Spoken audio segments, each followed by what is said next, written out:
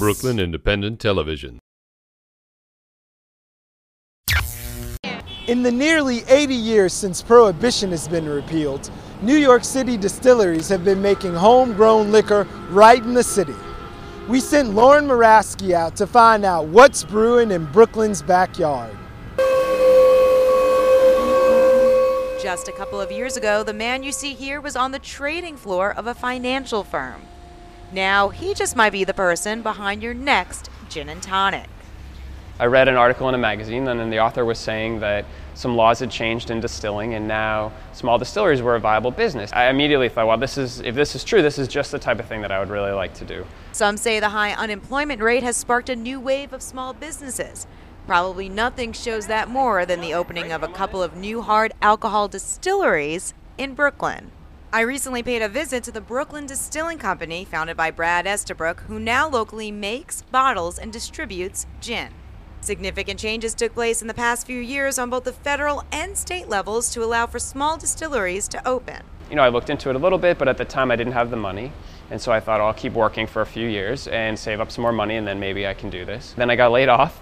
And so that kind of pushed my hand, and I started thinking, well, I have the time to do it now. I was able to convince some family and friends to put in some money. That was about 18 months ago. So why gin? Gin was something I really like to drink, and I also thought, with gin, there's very few restrictions on how you make it. You just have to basically use juniper berries and have the taste of juniper. So I thought, wow, that leaves it wide open, which I can be as creative as I want to be. At this time, Brad runs nearly a one-man band operation. First step in the process is to mill the wheat on a mill like this one into flour. And I mill about 250 pounds, and I mix it with about 100 gallons of water. So we break down all the starches into sugar, then we add yeast. It ferments for about 4 days, and it produces sort of like a crude beer of about 8% alcohol.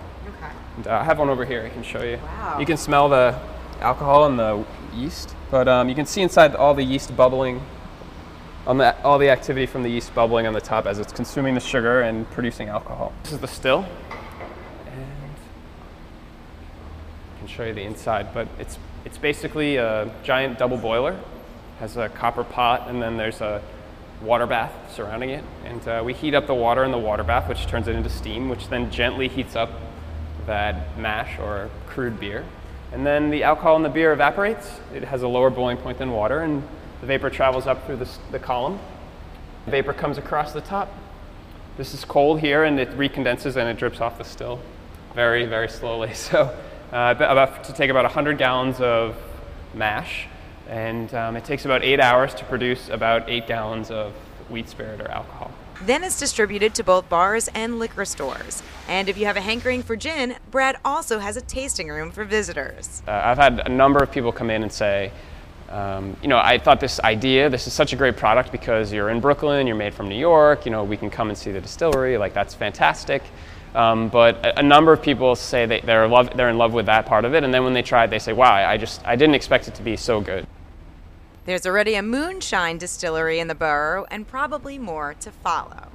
There's going to be more and more in the future, around New York, around Breuckelen. We were one of the first, but there'll be plenty more. It's a good idea, and lots of people will do it. I'm Lauren Moraski, reporting from Gowanus for Breuckelen Review.